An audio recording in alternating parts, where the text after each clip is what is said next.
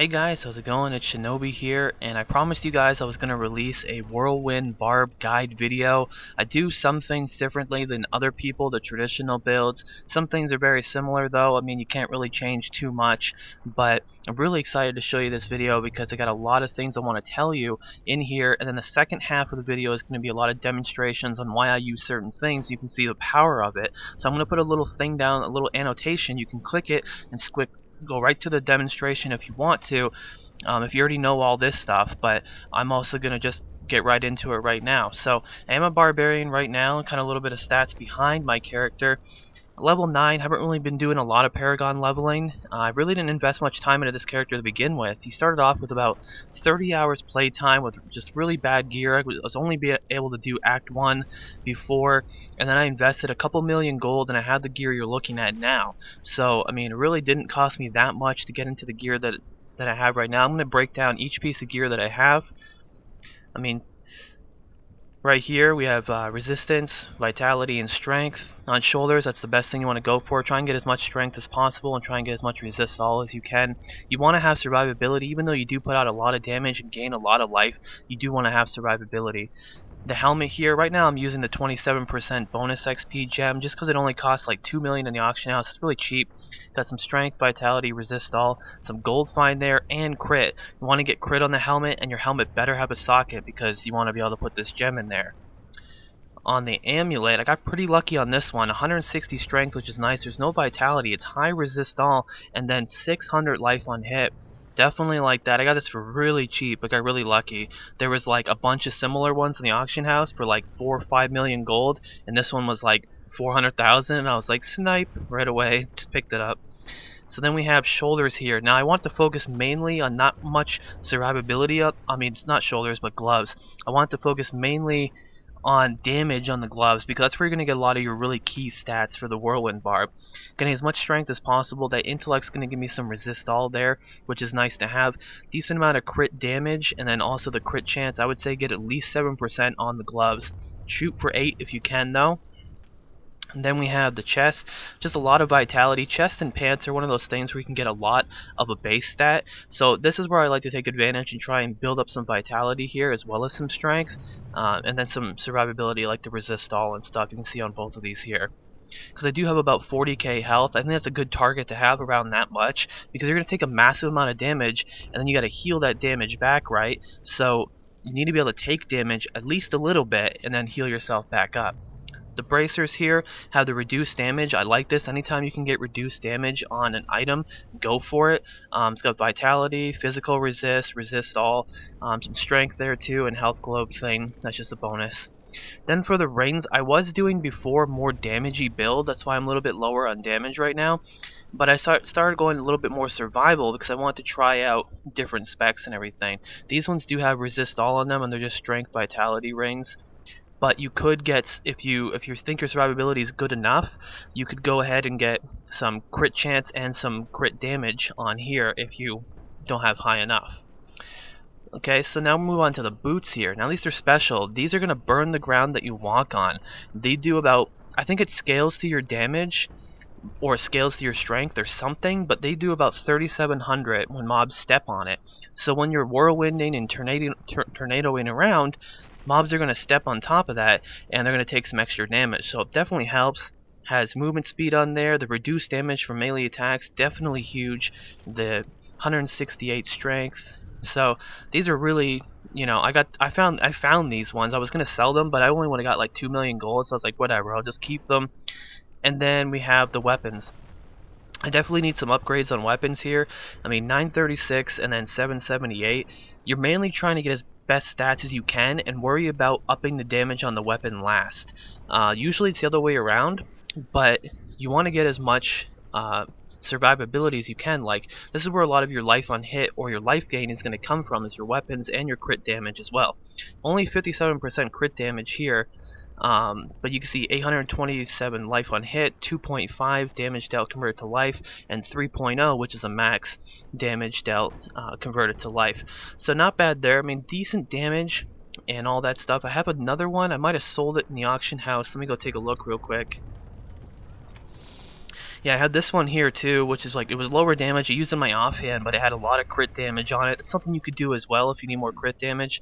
I would suggest, if you're buying one-handers off the auction house, to search for crit damage and has socket, because a lot of players are putting some really good items in there for cheap, and you're going to be able to pick up a really high crit damage item by doing that. And that's what I did. I got this item here for like 300k. And when you throw a socket in there, I mean, it's over 110 crit damage, so it was really cheap. Alright, so next let's talk about the follower. Before we get into the skills, we're about to do that in just a second. The follower is important. I would suggest going with the scoundrel, because his gear isn't very good. He needs some upgrades and stuff like that. I'm using a bad weapon, but it's not really a priority. Mainly using him for the stats. Now, he has the range slow thing, which is going to help you out a little bit. It's not the main priority. Blinds enemies does help you too, with helping out with disorienting enemies. Then the range attacks fires 3 bullets, so he does some AoE aspects to help you out. That does help you level faster. And then right here, increases critical strike chance for the scoundrel and his allies. So having that extra crit chance from just your follower does help out a lot. Now let's talk about crit chance. I have about 37.5, and if I hit this right here, I go up to 36.5. I used to have 40 something, but I lowered my crit doing some testing to get some more survivability and just seeing how it works that way. But I would say have at least 30%, shoot for 35 or more though, because you need to crit, and that's where a lot of this mechanic comes from. You can see, I'm going to explain that in just a second too, just going into some more stats. The resistance right here, I would say for Act 3, if you're dual wielding, this kind of resistance is like the bare minimum you should have. I would say have at least 800 in everything, and you can see that I'm lacking in some areas. I do need some help on survivability, but you'll see in the demonstrations that I can hold my own really well, and I've been leveling up really quickly, and I'll show you a couple reasons why that is. Down here, my life per hit is 1427. I would shoot for at least 1400 on all your gear combined. That's going to help you out a lot. Life on hit's going to come from obviously any hits you do, any auto attacks or anything, but then your whirlwind is going to give you life on hit as well. So when you whirlwind and you're spinning in a circle, you're going to be hitting those mobs really quickly and healing yourself back up. You're also going to heal yourself back up from the tornadoes over here, which is going to be your lifesteal. 7.7% chance right here, because I have it on the belt and the weapons. And that's going to be really nice, because now almost 8% of the damage that I deal, that includes my whirlwind, that includes my auto attacks, that includes the tornadoes here and some other stuff, and any damage that you do, I'm going to heal off of that too. A lot of players, they get confused and they think that the tornadoes are life on hit as well. That's not the case. You need to have both. You have life steal, and you have to have life per hit. They're very important. Now let's talk about the skills and everything here. Warcry is very important. You need to have Warcry. It's going to obviously increase that resist all, definitely going to help out a lot. And it also gives you that little bit of that you need. Oh, I already lost it, so that you can turn on the battle rage right there and really get into the action really quickly. It gives you that little jump start, which is very important, because you want to start getting the whirlwind action going as quick as possible. Now, what does battle rage do? You enter into a rage that increases damage by 15% and critical strike chance by 3%. So doing more damage, obviously good. But then 3% more crit, that's going to help out as well. Why is that though? Well, you got into the fray. While under the effects of battle rage, critical hits have a chance to generate 15 additional rage. This is where you get the infinite rage thing with the tornadoes and with the whirlwinding. By doing a lot of something, you're going to get this chance to proc way more often, and you literally get infinite fury. Did I call it rage earlier? Sorry, I get confused with battle rage and World of Warcraft, but yeah, you get infinite fury essentially when you do everything correctly, and you'll see in the demonstrations how to do it correctly. Then you have sprint here, which is going to increase your movement speed. That's great, but your tornado, then you have to use run like the wind.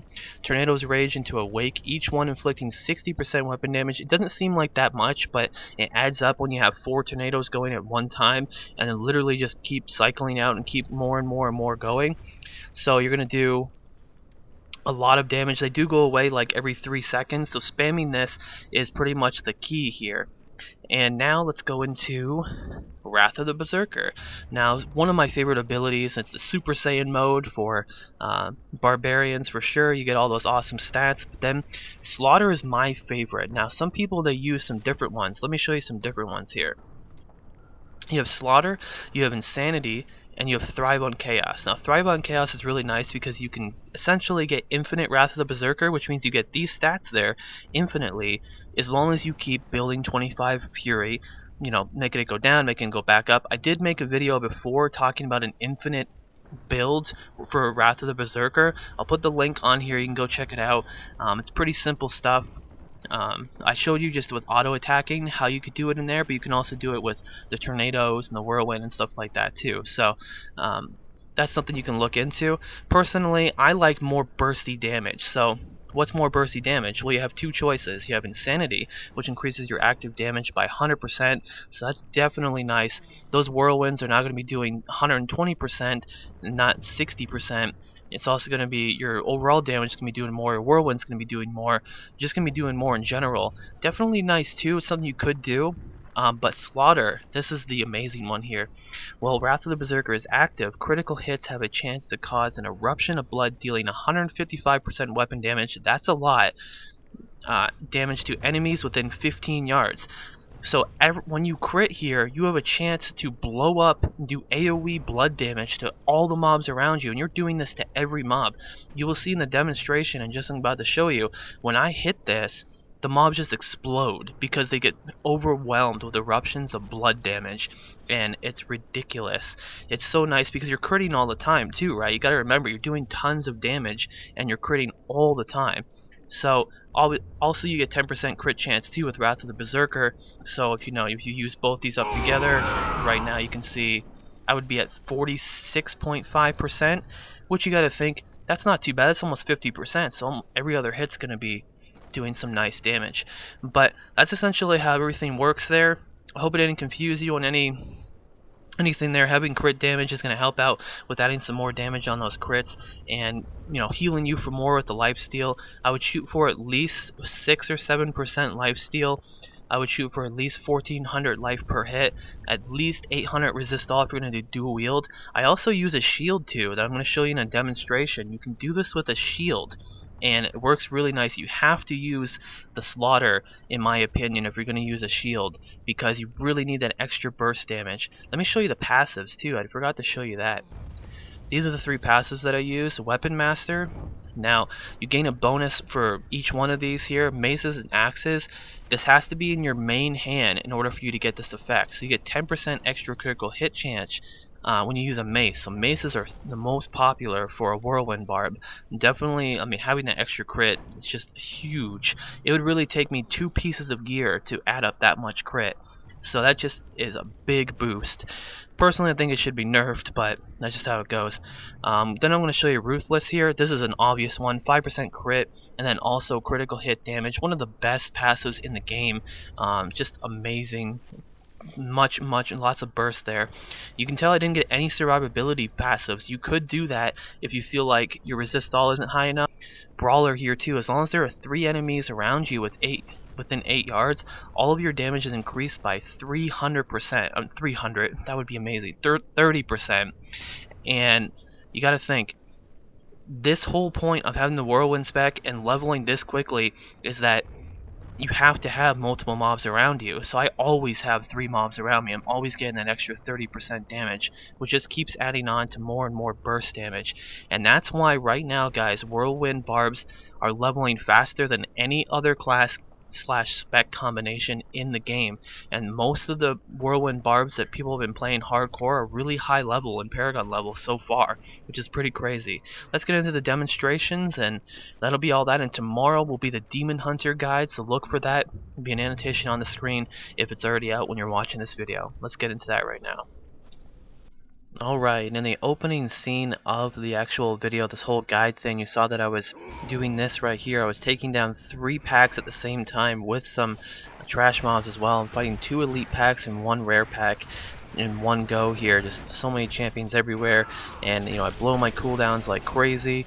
That's where you can see the slaughter just doing so much damage. I'm using shield in one hand here to, you know, help with taking in this massive amount of damage, and you can see the burst is actually pretty nice. I mean, it's just, I'm making sure I keep bursting up, and I do come out of my whirlwind there because the problem is with these pterodactyl guys, or with any ranged character or mob that you have to go against, they spread out sometimes. So it's hard to keep getting the whirlwinds off because they're spreading out and they're running out of your tornadoes. Sorry, that causes a problem. So right here, I'm just like, okay, now I'll just 1v1 them down. I mean, the mob does have a lot of health, you know. I do find I don't die or anything like that, but you know, it just goes to show you just how strong even shield in one hand can be. I'm wearing the same gear that I was showing you just a minute ago, but with this I'm using a shield in one hand, and I'm able to burst down 3 packs at the same time. So nothing wrong with that. You can see I even have the Valor buff down below. There's 3 packs right there. Well, I'll get the third one after I kill this one, but there it is.